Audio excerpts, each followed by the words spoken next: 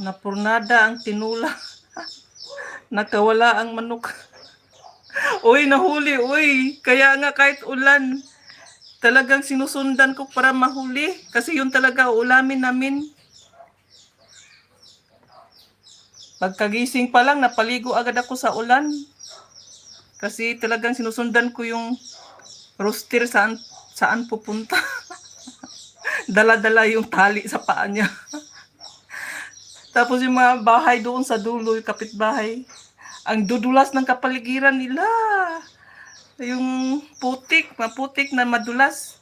Ay, hinayaan ko na lang. Nagkadulas-dulas na ako, naligo na lang ako sa ulan.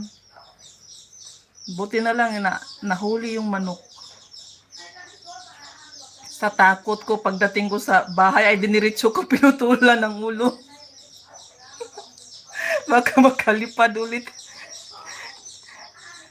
Basang-basa.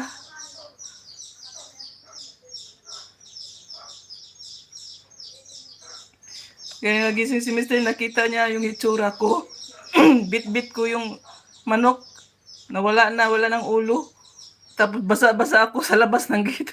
Nagulat siya. Ano daw nangyari sa akin? Siya wala siyang alam. Napunta ako sa jungle. Doon sa pinakadulong kapitbahay. Kasi marami din sila manok doon. Umaano pala yung rooster na doon, dumadayo. Kasi marami silang mga inahin doon.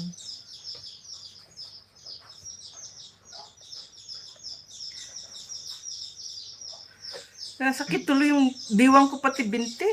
Ay naku, matake na naman yung sciatica ko. Yung left side pa naman ang na ano.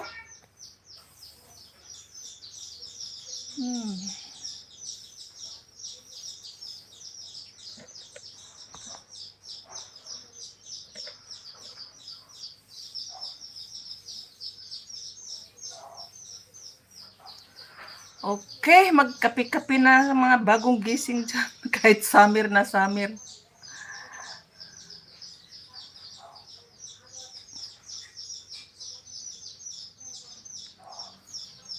Mabigat. Oo nga naman, mabigat. Buti na lang putik yung binagsakan ko. Putik na may tubig-tubig. Hindi ko ewan ko anong itsura ko sa likod. Pati buhok.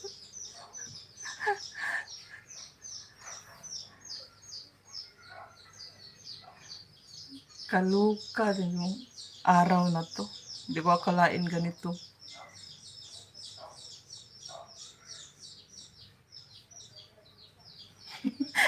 Sa umpisa, napagkamalan ko yung isa pang kapitbahay doon, yung isa niyang manok kasi pula din.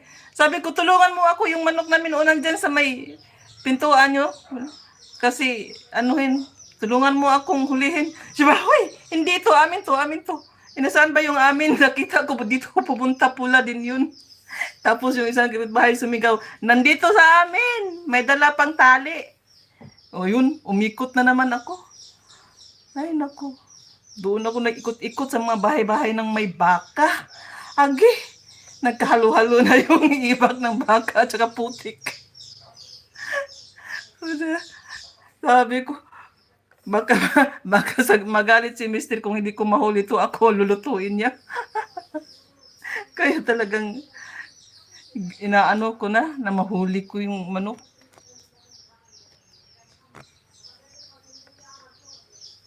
Buti wala linta.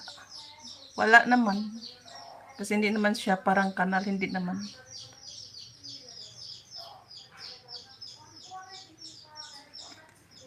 Dito lang may nakita akong bahaw na kanina sangag ko. Masipagkain na kayo dyan.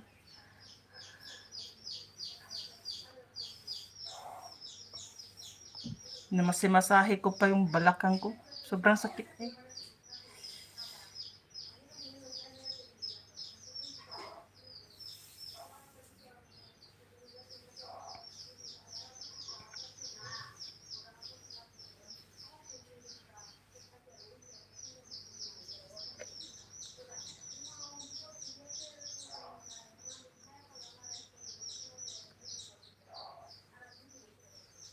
Hindi ako